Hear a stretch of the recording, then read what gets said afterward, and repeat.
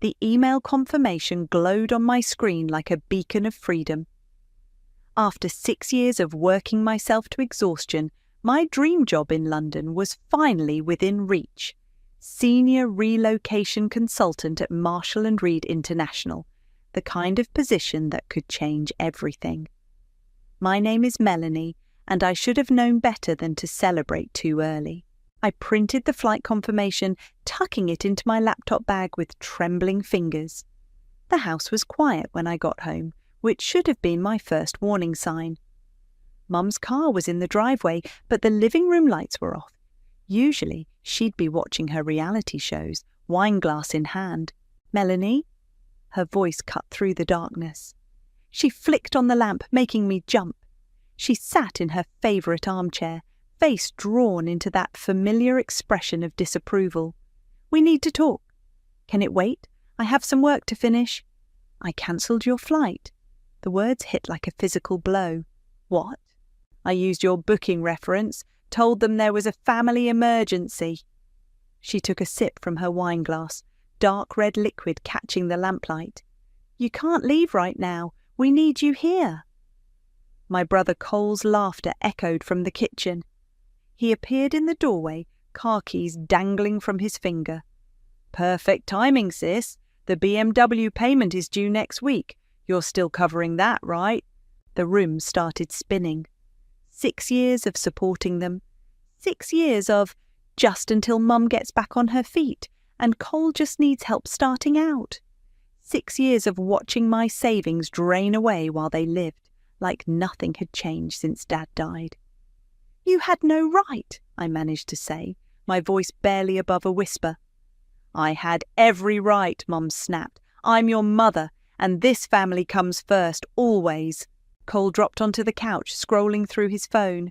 "Besides, what's so great about London? You've got a perfectly good job here." "A job that pays for your car," I said, "and Mum's credit cards, and this house." "Exactly." Mum stood up, swaying slightly. "We're a family. We support each other. You can't just abandon us for some selfish dream." I looked at them both, really looked at them. Mum in her expensive silk robe, fresh from her weekly spa day. Cole in his designer clothes, paid for with my overtime hours. They weren't even trying to hide their manipulation anymore. "I'm going to bed," I said quietly, turning away before they could see my face. "Melanie!" Mum called after me. "Don't you dare walk away when I'm talking to you." I closed my bedroom door, locked it, and pressed my forehead against the cool wood. My hands were shaking as I pulled out my phone and opened the photos I'd taken earlier that week, pictures of the lease agreement Mum had signed 3 months ago when we renewed. My name wasn't on it. She'd been so confident I'd never leave. She hadn't even bothered to add me as a tenant. Just her and Cole, living in a house I paid for but had no legal obligation to maintain. My phone buzzed with a text from Cole. "Don't be dramatic. You know you can't survive without us." I opened my laptop and pulled up the utility accounts, all in my name, all paid from my account. Then my banking app, showing thousands in transfers to Mum and Cole over the years. Finally, the London job offer letter, promising a fresh start and a salary that could actually build a future. They thought they owned me, thought they could clip my wings and keep me caged in this toxic nest forever. But they'd made one crucial mistake. They'd gotten sloppy, comfortable. They'd left me just enough rope to hang them with. I opened a new document and started typing, "Notice of Utility Service Termination." My hands weren't shaking anymore. In fact, I felt calmer than I had in years. They wanted to play family. Fine. I'd show them exactly what happens when you push someone too far. "Some daughters inherit jewellery," I whispered to myself, starting the first of many emails that would change everything. I inherited a lesson in karma. My phone kept buzzing with texts from Mum and Cole, but I ignored them. They'd signed their own fate and didn't even know it. By cancelling my flight, they just freed me to focus on something far more important than London, revenge. And unlike them, I'd make sure to do it by the book. They did what? Tiffany's coffee cup clattered against the saucer. We were sitting in a quiet corner of the cafe across from my office, far from any familiar faces. Cancelled my flight, just like that. I pushed my untouched muffin around the plate. Mum used my booking reference, claimed there was a family emergency. That's actually illegal, isn't it? Probably.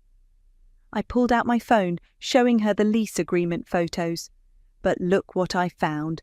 Tiffany's eyes widened as she scrolled. Your name's not even on here, after everything you've paid. 6 years of rent, utilities, groceries. I took a sip of my now cold coffee. Remember when I had to drop out of college that first time? When your mum said she was sick? I laughed bitterly. She had exhaustion. Code 4, she maxed out her credit cards and needed my tuition money to avoid bankruptcy. Meanwhile, she never missed a Botox appointment. Tiffany reached across the table, squeezing my hand. What are you going to do? I already started. I pulled up my email. See this? Legal consultation request with Rohan from work. He specializes in property law. The cute one with the glasses? Focus, Tiff, but I couldn't help smiling. I'm removing myself from all utilities. Once they're shut off, Mum and Cole will have to put them in their names, with their credit scores. Good luck. And the rent? That's the best part. Since I'm not on the lease, I have zero legal obligation to pay it. They signed a contract they can't afford. Tiffany leaned back, studying me. This isn't just about the flight, is it? The memory hit me like a wave, standing in the grocery store at 19, calculating if I could afford both food and Mum's prescription copay, while she texted me photos from her spa day. They've been bleeding me dry for years. Every time I try to build something for myself, they tear it down. My phone buzzed. A text from Cole. Where's the car payment? It's due tomorrow. Delete, I muttered, swiping it away. He bought that BMW knowing I'd have to cover it. Didn't even ask first. Miss Walsh? A familiar voice made me look up. Rohan stood there, leather briefcase in hand. I got your email. Do you have a moment? I gestured to the empty chair. Perfect timing. What's the verdict? He pulled out some papers. It's actually quite straightforward. Since you're not on the lease, you can terminate utility services with 30 days' notice. As for the eviction, he adjusted his glasses. The landlord is within their rights to begin proceedings as soon as rent is late. And if they claim I verbally agreed to pay, without written documentation, they don't have a case. He paused, studying my face. Are you sure you want to go nuclear? Family situations can get messy. I thought about Mum's wine-soaked accusations, Cole's entitled demands, all those years of manipulation disguised as love. This is mercy, actually. They need to learn to stand on their own feet. I'll draft the notices today, Rohan said, standing. He hesitated. For what it's worth, I think you're doing the right thing. After he left, Tiffany raised an eyebrow. Okay, he is cute. Not the point. But I felt lighter somehow. I need to get back to work. Want to help me apartment hunt this weekend? Already found you one.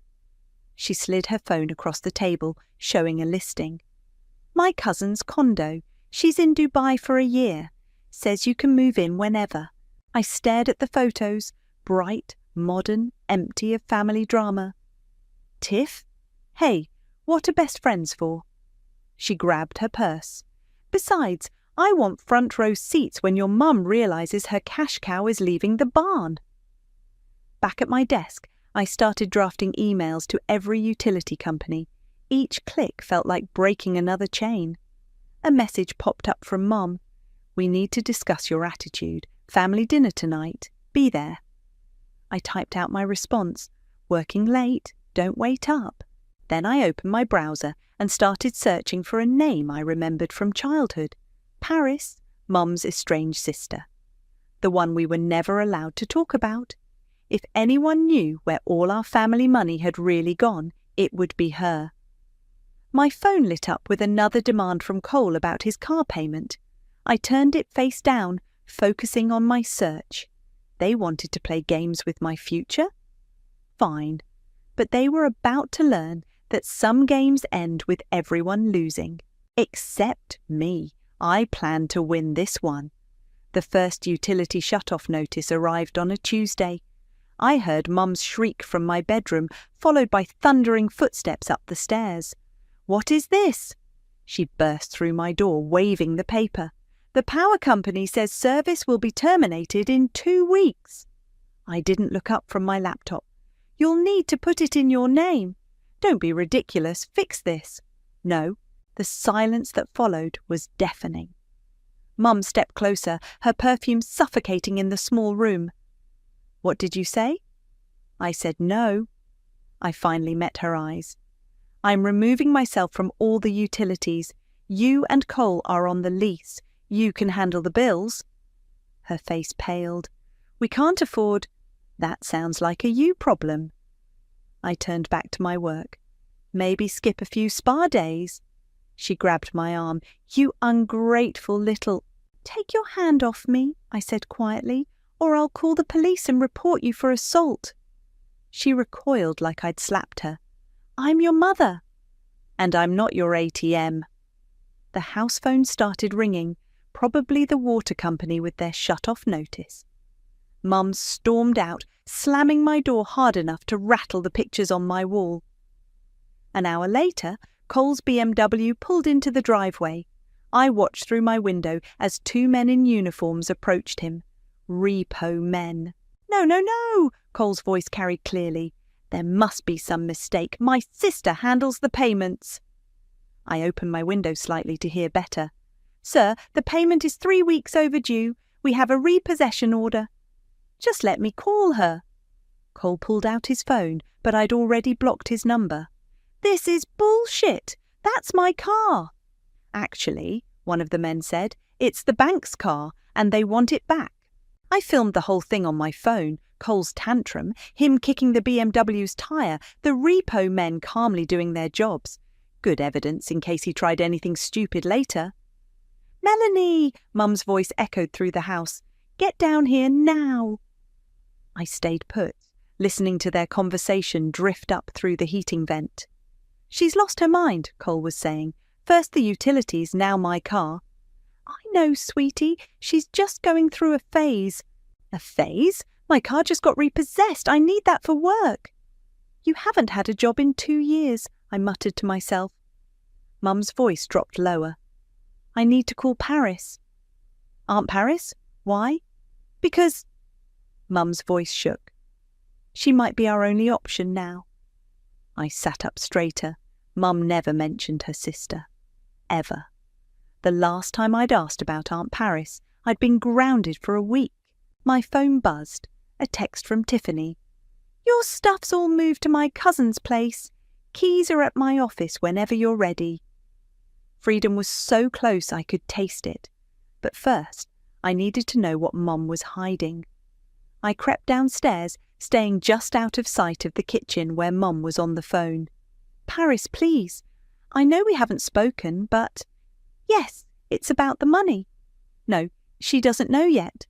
"Paris, you can't tell her about the trust fund. It would ruin everything." "Trust fund? What trust fund?" "Paris, please, I needed that money. Cole was just a baby, and after John died.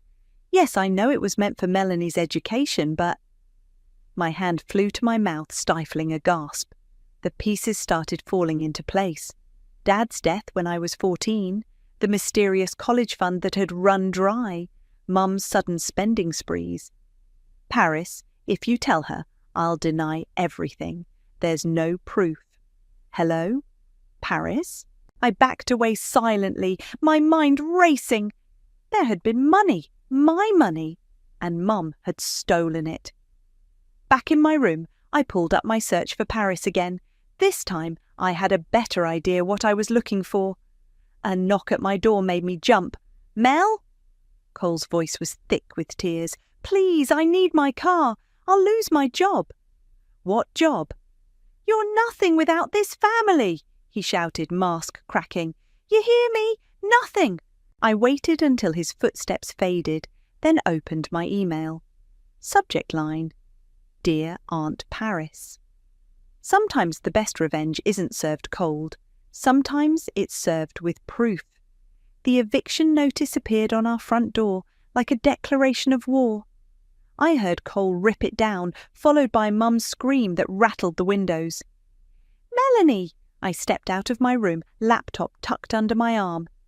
"Yes?" Mum thrust the crumpled notice in my face. "What is this?" "Looks like an eviction notice." "Don't you dare play games with me!" Her voice shook with rage. "Fix this, now!" "I can't." I kept my voice level. "I'm not on the lease, remember? You and Cole signed it. You're responsible for the rent, which you've always paid. Out of the goodness of my heart, not legal obligation." Cole charged up the stairs, face red.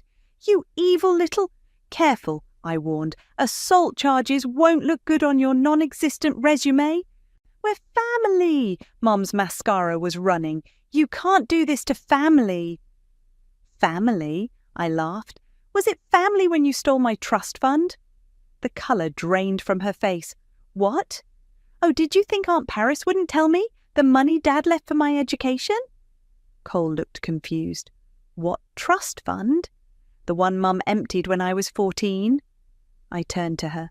"Want to tell him, or should I?" "You don't understand," she whispered. "We needed that money." "For what? Your spa days? His BMW?" I opened my laptop, showing them my bank statements. "Look at these transfers. Thousands every month for years, while I worked overtime, cancelled vacations, gave up my own dreams." "You're nothing without us," Cole shouted. "Who do you think you are?" "I'm someone who's done being your personal bank." I started down the stairs. "You have 30 days to vacate. I suggest you start packing." Mum grabbed my arm. "If you do this, you'll regret it. I'll tell everyone what an ungrateful daughter you are." "Go ahead." I pulled free. "Tell them how you stole my inheritance. Tell them how you forced me to drop out of college. Tell them everything." "I'm your mother." "No." I reached the front door. "You're my cautionary tale." At work, I found Imran waiting at my desk with coffee. "Heard you could use this." "That obvious, huh?" "You look like you're fighting a war." He perched on my desk edge. "Want to talk about it?" I told him everything. The cancelled flight, the utilities, the eviction, the trust fund. His expression darkened with each detail. "That's not family," he said finally. "That's financial abuse." "I know that now." I sipped the coffee. He'd remembered exactly how I liked it. I just wish I'd seen it sooner. Better late than never. He hesitated. "Listen, there's a position opening in our London office. Senior level, better pay than your original offer. I could put in a word." "You'd do that?" "In a heartbeat." His smile was warm. "You deserve better than what they've given you." My phone buzzed. Texts from Mum and Cole, threats and guilt trips lighting up my screen. I blocked both numbers. "Thank you," I told Imran, "for everything. Back at the house, I found my bedroom door kicked in, my possessions scattered across the floor." Cole stood in the middle of the chaos, chest heaving. "Still think you're better than us?" he snarled. I pulled out my phone and dialed. "Yes, police. I'd like to report a break-in and vandalism." "You wouldn't dare." "My brother broke into my room and destroyed my property. I have video evidence of him threatening me earlier today." Cole's face went from red to white. "Mel, wait. Officers are on their way. Thank you." He fled downstairs as sirens approached. Mum appeared in the doorway, looking smaller somehow. "Please," she whispered, "we can fix this." "No." I started gathering my important documents. "We can't." The police arrived, took statements, warned Cole about trespassing. I watched from my window as he paced the driveway, ranting into his phone about his ungrateful sister. My phone lit up with a message from an unknown number. "This is Paris. Got your email. Let's meet tomorrow. There's more you need to know. I looked around my destroyed room, at the life they'd tried to trap me in. Tomorrow couldn't come soon enough, because sometimes the truth isn't just about getting even. Sometimes it's about getting free. I recognised Aunt Paris the moment she walked into the cafe. She had Mum's high cheekbones, but none of her artificial polish, just simple clothes and kind eyes that crinkled when she saw me. "You look just like your father," she said, sliding into the booth. "Mum hates that people say that." "Your mother hates a lot of things that remind her she's not in control." Paris pulled out a thick manila envelope. "Including me. Because you know about the trust fund?" "I know about everything, Melanie." She opened the envelope. "I was the executor of your father's will." My coffee went cold as she laid out document after document. Bank statements, legal papers, letters. "Your father left you everything," Paris explained. "The house, his savings, his shares in his company. It was meant to be held in trust until you turned 25. My hands shook as I picked up a bank statement. "This says $500,000? Plus the house and company shares." Paris's voice hardened. "Until Noel forged my signature and emptied everything when you were 14. "How?" "She knew the right people, paid them well with your money." She pushed forward a letter. "This was from your father to you. She kept it hidden." The paper felt fragile in my hands. Dad's handwriting was exactly as I remembered. "My dearest Melanie," I read aloud, throat tight. "If you're reading this, I didn't make it, but I made sure you'll be taken care of. The house is yours. The business is yours. Your future is secure. Don't let anyone take that from you. Love, Dad." "She took everything," Paris said softly. "The house was sold and rebought in her name. The business shares cashed out. The trust fund drained." "For what?" My voice cracked. "Designer clothes, vacations, status. Your mother's always been obsessed with appearances."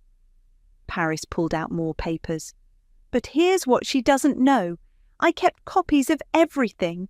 The original will, the forged documents, the transfer records, even recordings of her threatening the bank manager."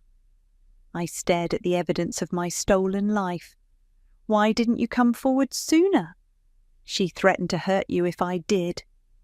Paris's eyes filled with tears. "I'm so sorry, Melanie. I should have found another way. It's not your fault." I touched the letter again. "But we can make it right. The statute of limitations on fraud hasn't expired." She smiled grimly. "And I've got an excellent lawyer."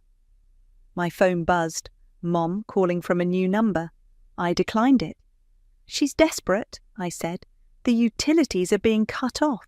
Evictions in process. Karma's finally catching up." Paris hesitated. "There's something else you should know about your real last name." "What do you mean?" "The name on your birth certificate isn't Walsh. It's Reeves, your father's name. Noel changed it after he died, said it would be easier if you matched her name." Another piece of identity stolen, another lie exposed.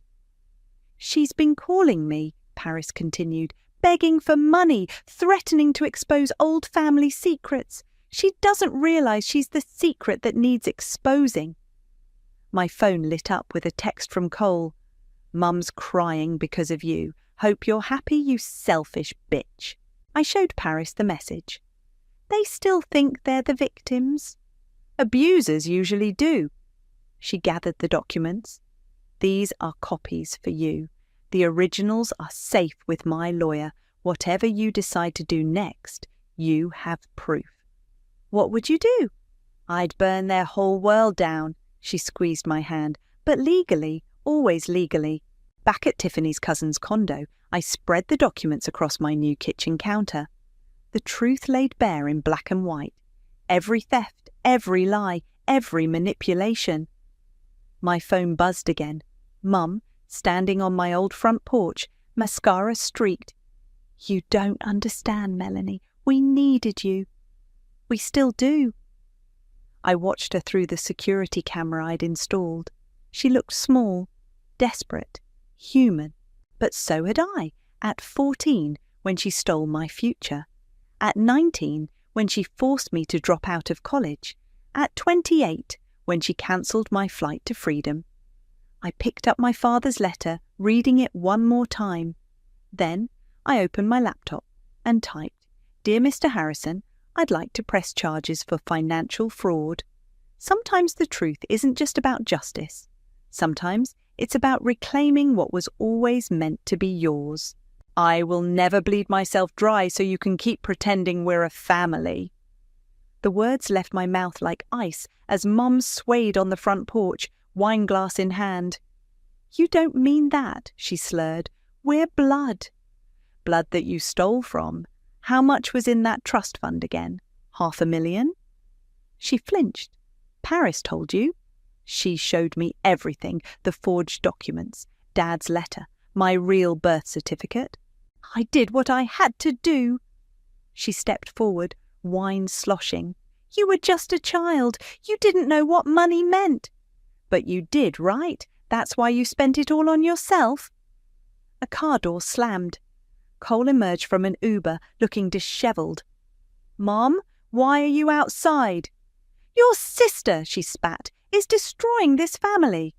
"No." I held up my phone, showing them both the legal documents Paris had sent.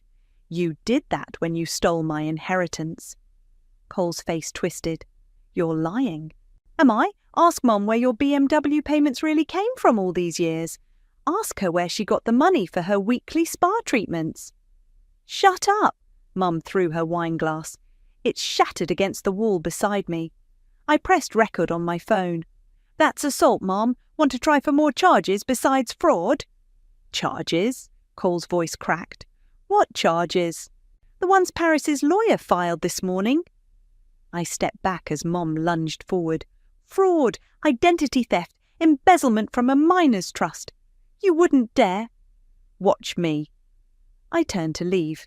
"You have 25 days left before eviction. I suggest you start looking for jobs instead of throwing wine glasses." "Jobs?" Cole laughed hysterically.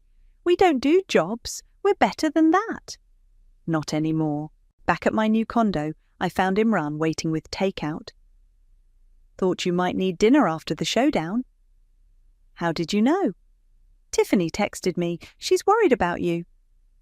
We sat at my kitchen counter, sharing noodles while I showed him the trust fund documents. "This is serious fraud," he said, examining the papers. "They could face jail time." "Mum definitely will. Cole might escape it since he was a kid when it happened." I pushed my food around. "Is it wrong that I don't feel bad?" After what they did?" Imran touched my hand. "You're allowed to want justice." My phone buzzed with notifications. Cole had gone on a social media rampage, posting about his psycho sister destroying the family. "Look at these comments," I said, showing Imran. "Our mutual friends are all unfollowing him. They're asking what he means about fraud charges. Truth has a way of exposing itself." A voice message from Mum popped up. "You owe us. You'll regret this. Family protects family." I forwarded it straight to Paris's lawyer.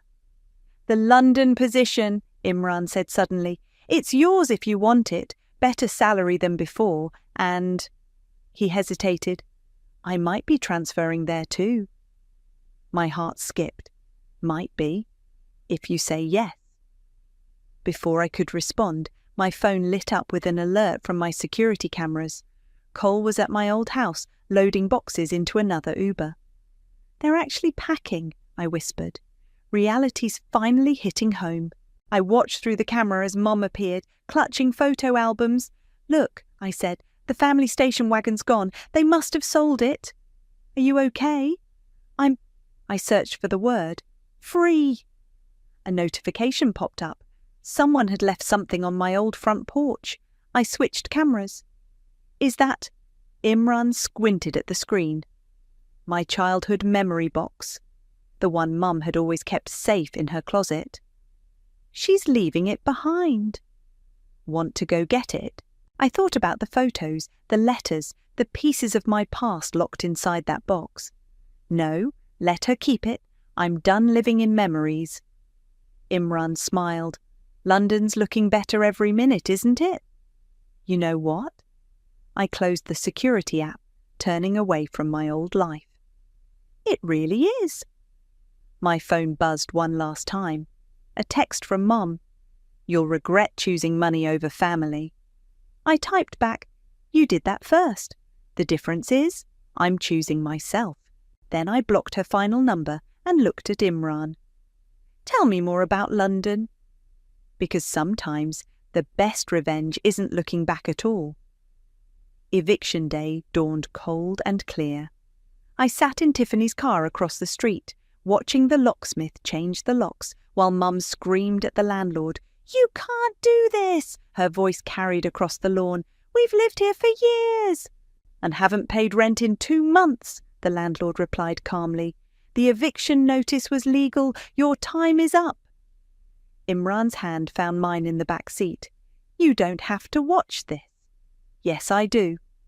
The moving company I'd hired and paid for one last act of mercy began carrying out furniture. Cole paced the driveway, filming everything on his phone while ranting about family betrayal.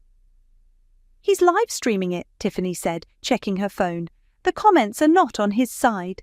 A familiar car pulled up. Aunt Paris, carrying a thick folder. She joined us in our observation post. The police called, she said. Your mother's being charged with fraud next week. They have all the evidence they need. Look, Imran pointed at the house. Mum was trying to stop the movers from taking her designer couch. Should we intervene? No. I squeezed his hand. Let her learn what it feels like to lose things. Cole's voice suddenly rose above the chaos. This is all your fault. He was pointing at me through the car window. You did this to us. No, I said, stepping out of the car despite Imran's protest. You did this to yourselves. We're your family. Family doesn't steal trust funds. Family doesn't force you to drop out of college. Family doesn't clip your wings to keep you in their cage. I hate you, he charged forward, but Tiffany and Imran moved to flank me. Careful, Paris called out. Assault charges won't help your situation. Cole punched the nearest wall instead, howling when his knuckles cracked. The landlord signalled to the police officer on standby, who quickly moved to escort Cole away. Melanie, please, Mum stumbled down the front steps. Where are we supposed to go? That sounds like a you problem. I threw her words back at her. Maybe skip a few spa days. I'm your mother. No. I held up the documents Paris had given me. You're a thief who happened to give birth to your victim, and now you're facing consequences. She crumpled to the ground, mascara running, the perfect picture of maternal devastation. But I'd seen this performance too many times before. Get up, Noelle, Paris said tiredly. The theatrics won't work anymore. Mum's eyes hardened. You did this. You turned her against me. The truth did that. Paris handed me another document. Speaking of which, I scanned the paper, my eyes widening. You bought shares in the property? Through my company, Paris smiled. To ensure they can never rent here again, consider it partial repayment for what she stole from you. Cole was still ranting to his phone camera, but his audience had dwindled to 0. The movers efficiently packed the last boxes into their truck. Time's up, the landlord announced. Property needs to be cleared now. Wait, Mum ran inside, emerging with my childhood memory box. Take it, these are your precious memories, right? She hurled the box at my feet. Photos, letters and mementos scattered across the lawn. I didn't move to pick them up. Keep them, I'm making new memories now. In London, she laughed bitterly. Running away won't change who you are. You're still my daughter. Actually, I pulled out my father's birth certificate, my real one. I'm James Reeves's daughter, and I'm finally claiming everything that means. The police officer stepped forward. Mum, you need to leave the property now. I watched them go, Mom sobbing dramatically, Cole filming one last angry tirade. The locksmith finished changing the locks. The movers drove away. Just like that, it was over. Tiffany hugged me tight. You did it. We did it, I corrected, looking at my support system. Tiffany, Imran, Paris, people who lifted me up instead of dragging me down. Ready to go? Imran asked softly. Our flight to London's tomorrow.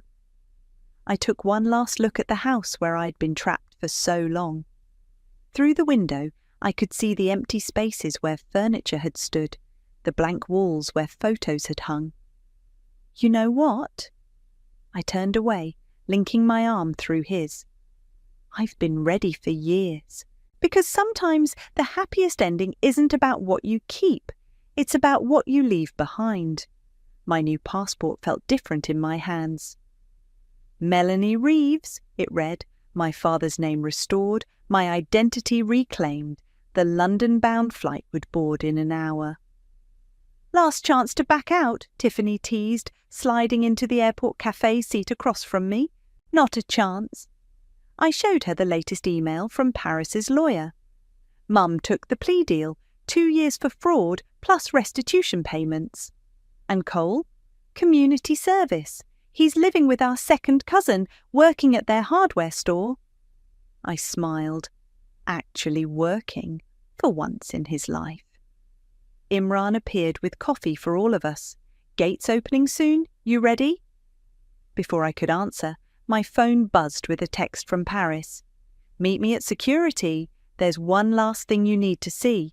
We found her waiting by the TSA line, holding a weathered leather briefcase. This was your father's, she said, handling it like something precious. Noelle hid it in her storage unit. The police found it during their investigation. My hands trembled as I opened it. Inside lay business documents, old photos, and a sealed envelope with my name on it. He wrote this the day before the accident, Paris explained. It was supposed to go with the will. The letter was dated exactly 14 years ago. My dearest Melanie, if you're reading this, something's happened to me. I need you to know the truth. Your mother isn't who she pretends to be. She married me for my company, tried to force me to sign it over to her. I refused. I'm changing my will tomorrow, putting everything in a trust for you. Only you. Because you have something she never will. Integrity. A soul that can't be bought. The company shares are yours. The London office is yours. Everything I built for you. Don't let her clip your wings, sweetheart. You were born to fly. Love always, Dad. Attached was a photo I'd never seen. Dad holding baby me, standing in front of an office building in London. Marshall and Reed International. Wait, I looked at Imran. Marshall and Reed? That's your father's company? He grinned. Where you're about to be senior consultant in your own family's firm. Paris told me last week, Tiffany admitted. We wanted it to be a surprise. The board knows everything, Paris added. They're ready to acknowledge you as James's heir. The shares your mother stole, they're being restored to you. The final boarding call echoed through the terminal. Time to go, Imran said softly. I hugged Paris tight. Thank you for everything. Just promise me something. She wiped away tears. Make him proud. I already am, Tiffany said, pointing at her phone. She pulled up a news article. Local woman faces fraud, charges after stealing daughter's inheritance. The photo showed Mom being led into court. No designer clothes or perfect makeup to hide behind. Just consequences. Finally catching up. Last call for Flight 237 to London Heathrow, the announcer called. I shouldered my carry-on, tucking Dad's letter safely inside. Ready? Wait. Imran pulled me close. I need to ask something first. Here? Now? Yes. He took my hand. Have dinner with me in London, not as colleagues or friends, but as a date, I finished, heart racing. The first of many, I hope. Tiffany squealed. Paris beamed. Yes, I said, standing on tiptoe to kiss his cheek. Absolutely yes. We went through security together, leaving behind the ghosts of my past. No more manipulation, no more theft, no more chains disguised as family ties. At the gate, I turned to take one final look at American soil. My phone lit up with a message. From Cole, surprisingly. Mum's crying in her cell. Says she's sorry. Says she loves you. Want me to pass on a message? I typed back, "Tell her I love me too. Finally." Then I turned off my phone, took Imran's hand, and walked toward my future. Because sometimes the happiest endings aren't about forgiveness or reconciliation. Sometimes they're about taking back what was always yours, your name, your legacy, your right to fly. "Ready for takeoff?" Imran asked as we settled into our seats. I looked out the window at the rising sun, thinking of Dad's words. You were born to fly. You know what? I squeezed his hand. I've never been more ready. Some people inherit money, some inherit names. I inherited a fire that no one could extinguish, not even the people who should have fanned my flames. And now, finally, I fly.